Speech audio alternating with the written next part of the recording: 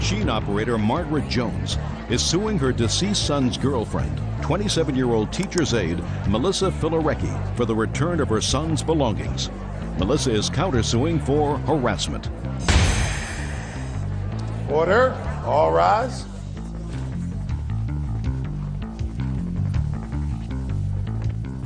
Now, this is case number 181 on the calendar in the matter of Jones versus Filarecki. Thank you. Parties have been sworn in, Judge. You may be seated. Folks, have seats, please. Mrs. Jones, the defendant was your son's girlfriend for a long time. Yes. How long did you live together? 5.5 years. No, not that long. That's what she says. I'm sorry.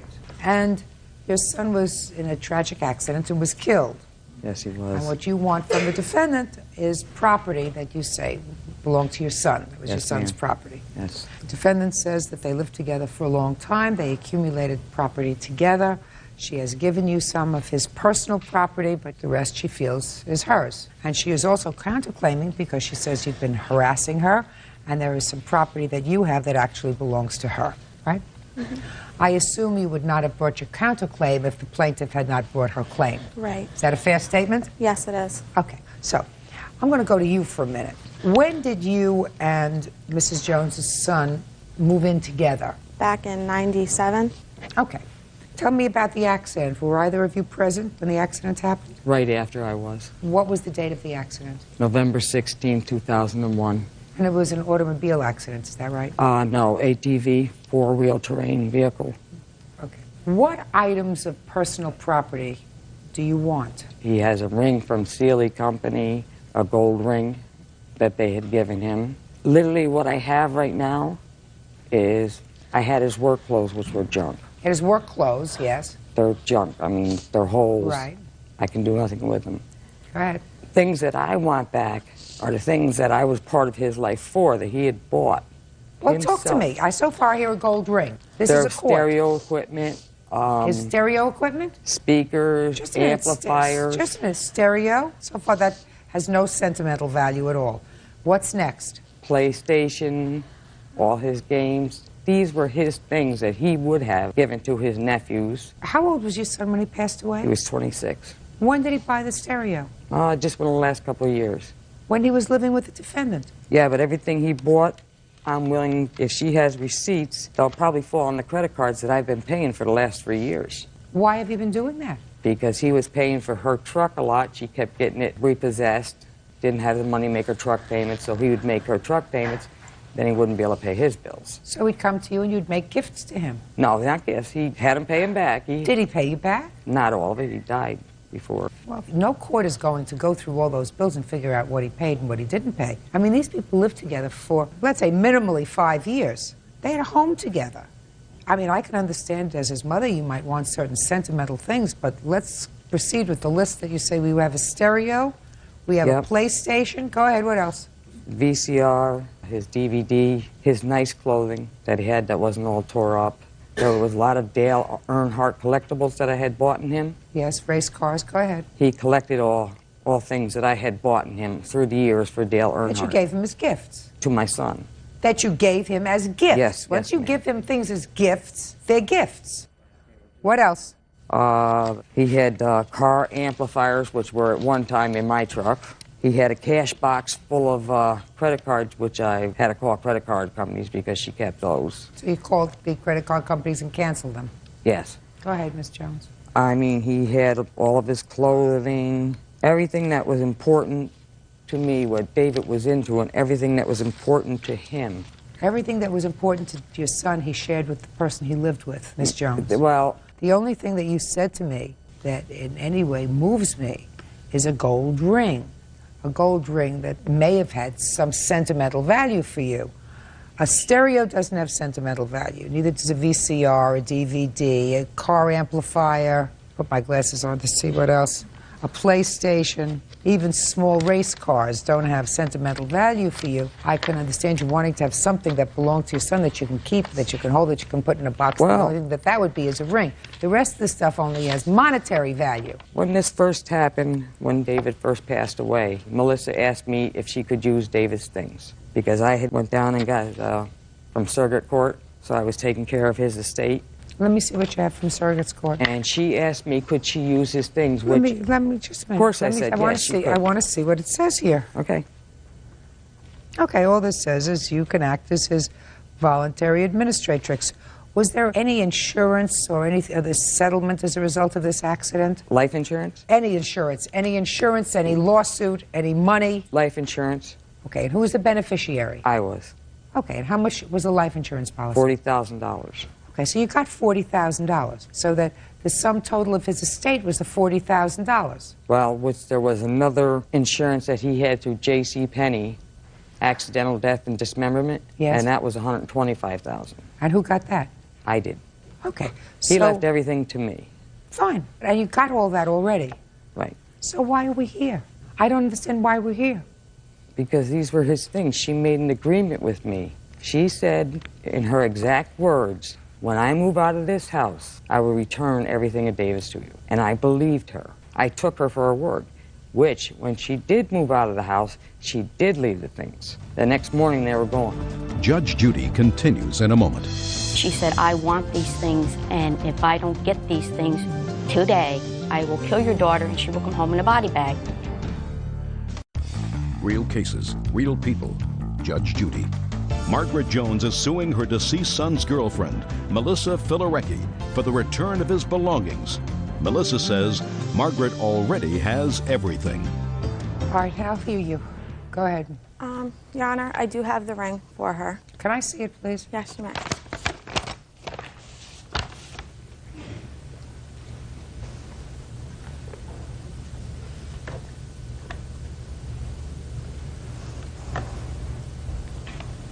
You say it was a gold ring? It's supposed to be. What does it say on it? From the Ceiling Mattress Company. What was it for? He was Employee of the Month many, many times. Many What times. else do you have in the bag? I have the list of stuff I left in the apartment for Can I see Margaret. it, please? What else is in the bag? Oh, just pictures, and I have a pin that he got from I see. Celia. Yeah, you want the whole thing?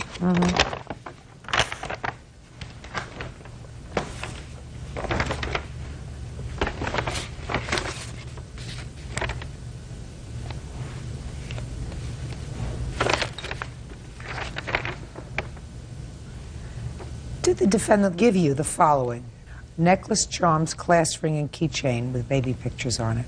Yes, those I got. Those were things I gave my son, yes. She gave them back to you? Yes, she did. A teddy bear with a graduation year on it. That I don't remember. Title to a motorcycle, a 1998 four-wheeler Rabbit. Title's in his name, yes. She gave it Yes. to you. They were in his name. Dale Earnhardt Collectibles. No, there's only a few pieces. But she gave you some. She gave me some of them. A home gym. Yes. Coffee table No. he made in high school. No, I haven't seen that. Your Honor? Yes. It was not left on the back porch. The door was broken off. Camcorder. Yes. All the Christmas decorations. No. Model cars. The only model cars that I know of, and I don't have them, is the cars that I bought for him, but I don't have them now. Raiders collections. That's three-quarters away gone, too. There's only a few pieces left of that. Car She gave me parts, those. stereo, and speakers. No. What'd you do with those? I left everything on the back porch. No. Listen, in the 5 years that you were together, did you exchange gifts? Yes, we did. Were you both employed? Yes, we were. What kind of work were you doing? I was a certified nurse's aide, and I also went to school full-time.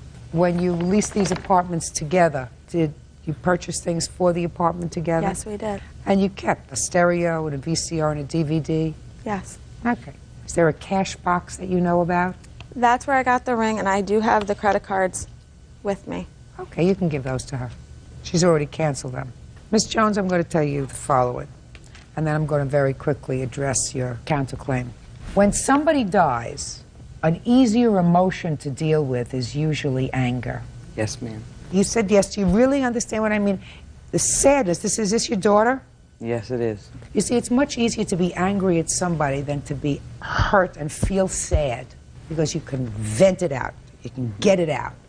Whereas dealing with the sorrow of somebody's death is much more painful. Whether they had a good relationship or a bad relationship, your son was together with this woman for 4.5 years, and he was a young man. So for the better part of really his adult life, they were together. They were a couple. whether you thought they were good for each other or bad for each other, it's irrelevant. She was part of his life for a very long time. She tried to do the right thing with you. I mean, if you're talking to me about this ring, you're talking about not a gold ring. I don't even think it's a silver ring. It's a ring that says Sealy on it. She's giving it to you. There's a pin there that also was an Employee of the Month pin. She's giving that to you. It's easier to be angry at her than to either accept certain responsibilities that you might feel for his death, maybe his sister, because this accident was with an ATV, an all-terrain vehicle. Yes. Were you there? I was on it. She was involved in it. I mean, I could tell from looking at her that there's more than just grief there, so many months away from the incident, that there may be a little bit of guilt attached. Right. Maybe. But that's not her fault. That's not her fault. Nothing's going to bring your son back. Certainly a stereo, a VCR, and a DVD are not going to bring your son back. Nothing can bring my son back. You're right. Right. Nothing. Not the $125,000 you got from one insurance policy or the $40,000 that you got from the other insurance policy. Not a VCR, a DVD, and his clothing. They're not going to bring him back. Well, these are little mementos that she says you can have. told me before she didn't have them. Oh, well, here they are. Can I speak, And Your I Honor? want you to have them. That's all. You can give these back to the plaintiff. Do you want to proceed with this counterclaim that you have for harassment, or you just Yes. want to say, listen, let's try to be Harassment. friends? No, I do. I'm listening. I have the police report. She called and threatened my mom that my mom was going to know. Is your mother here? Yes, she is. Tell me your name. Linda Filarecki. I'm her mother. You want to tell me about this phone call that you got from the plaintiff? Yes, it was a day or two after Melissa moved back home. I had gotten a phone call from Margaret wanting to speak to Melissa, and I wasn't sure who it was, and I asked who she was. She said, Margaret. And I said, Margaret, she's not here. She's working right now. And she said she promised to give me David's PlayStation and surround sound, and she had mentioned things, and I said, Margaret, I would never want to be in your position that you're into. I said, I would never want that.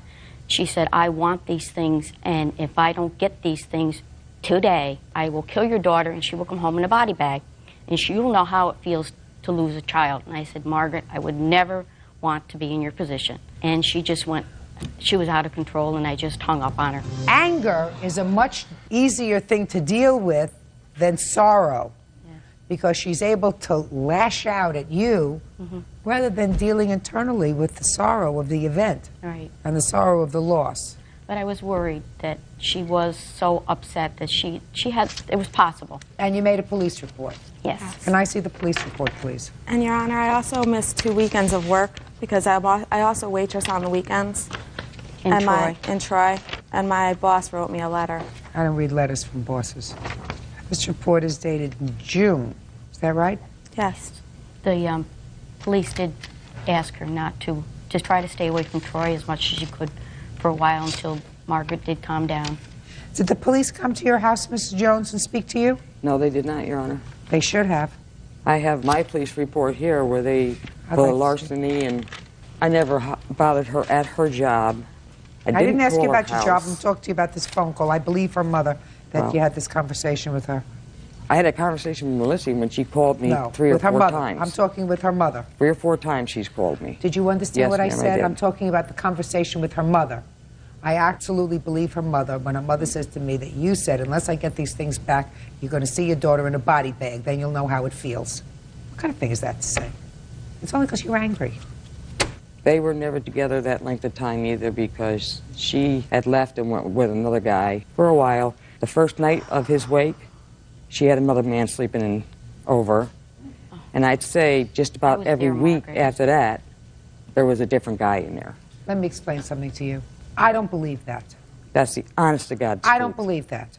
Just as I don't believe that you took $165,000 that you got when your son died, right, and went and blew it in Las Vegas. What? I wouldn't believe that because you don't look like that kind of person. You look like a reasonable kind of person. And I'm looking at her, and I don't believe that she brought another guy to his, she did. she may have brought another person who was a male to his wake. Not- Listen, no, excuse me, maybe you have an anger, and I'm trying very hard to be nice to you. I know you are. I am really trying very hard to be nice to you. Your daughter was involved, at least in this incident. Yes, she was. You and your brother, how far apart in age are you? Almost twin. So it was very difficult for you. She has It nothing is to very. lose. It was very difficult for you. And you actually saw the accident. He was helping me. He was helping you when it happened. So you have a certain guilt, right? You have a certain guilt. I understand that. Don't be mad at her. There's no reason to I'm be not mad mad at at her. her. For over a TV, over a VCR, over a stereo. Listen, your son moved out of the house when he was how old? 19. That's very young to move out of the house. There has to be a reason for that. He lived right downstairs from me. I don't care with whether we his live right girlfriend. downstairs. With There's his- a reason a child moves out of the house when they're 18 years old unless they go away to school.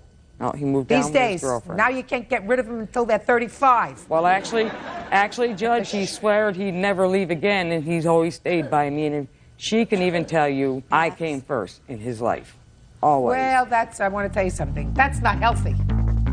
That's not healthy for a 26-year-old man to have to say, my mother comes first in my life and she always will. Because I always helped him when he needed help. I always tried to guide him to do the right thing. That's what you're supposed to do. So you're not supposed to tarnish his death with this kind of stupidity lawsuit. It's stupid. That's right, A I didn't do VCR, a television set should not bring you to court. You should No? say whether they were together a year or 2 or 3 or 4 or 5. There were certain periods of time when they brought each other pleasure, when they cared for each other. She knows how much he cared for you. She knows how much he cared for you. You're supposed to just be a nice lady. So, you got the sentimental things back that I think that she was nice to give back to you, that you have. They're yours. I want you to forget about a VCR. I want you to forget about a PlayStation. And I want you to forget about your counterclaim. She's not thinking rationally. Do you understand? You understand? It's going to take some time, because the truth of the matter is, whether you have found another person or not, I certainly hope you have, because you're supposed to move on. You're a young woman. She will never get over the death of her child. You don't get over the death of a child. You sometimes get over the death of a partner, a maid, a boyfriend, you know, because you move on with your life and you find someone else to fill that void. She's never going to fill that void, but you have to fill that void with something other than anger, because it's not healthy. I know. It's not I healthy. know. It's not healthy. Make up. Be nice with each other. Your cases are dismissed. That's all. Now, this is case number 221 on the calendar in the matter of Collins versus Deal. Parties have been sworn in, Judge. You may be seated. Folks have seats. Ms. Collins, you and the defendant were engaged. It is your claim that he purchased an engagement ring for you, an engagement ring set for you, bought it on your credit card. The engagement is over. The relationship is over. You want the rings back, or you want him to pay off the credit card. Is that what you want? He says you actually took the rings back. He doesn't have possession of the rings. You have them. And he is counterclaiming for some medical bills that he says he paid for you. There was an agreement that you would pay him back, and you never did. Is that right, sir? That's right. Who's got the rings? I do not have the rings with me. But you have them at home. No, I do not have the rings at all. Did you take the rings back from his house? No, I did not. He has the rings. I'm making payments on the rings. Supposedly, I took the rings. I did not take the rings. Let's start so we don't have to go back to the year of the flood. You're engaged, you're happy, you're together, buys the rings using her store credit. And then you break up. On what date did you break up? I'd say the end of August. And who had the rings at that time? I did. I was making payments. The agreement was if I had the rings, I was going to pay for them. So she gave you back the ring, Yes. right? Right. Now tell me about how the rings came from your possession to her possession. Okay, first of all, she is wearing some of the rings that she took from my house. July 15th through the 17th, she had a fight with her boyfriend. She thought they were breaking up or something like that. So she came over after work, and we started talking. One thing led to another, we had sex. I went to the kitchen to get some water. She ran down the hall, locked herself in my room. She knew exactly where the rings were. When I went there, the door was locked. I had to go in the other room, get my spare key to get it out. Those rings right there were in the room. Same thing. I said, you know, I'm not going to pay for them if you have them. That's you know, why pay for something you don't have? That's my whole thing. She said, fine. She thought because we had sex that everything was going to be okay. She was going to like, oh, next month he's going to pay because we had sex. And I'm tired of getting used by her. That's all she does. She just uses people. There's no way I could have gone to his room. He locks his room with a key. My mother can vouch for that. because she's came over one day where his room was locked. His room was always locked. Always. There's no way I could have stormed down his hallway and went in his room. When I am home, I don't lock my house. I don't lock my room.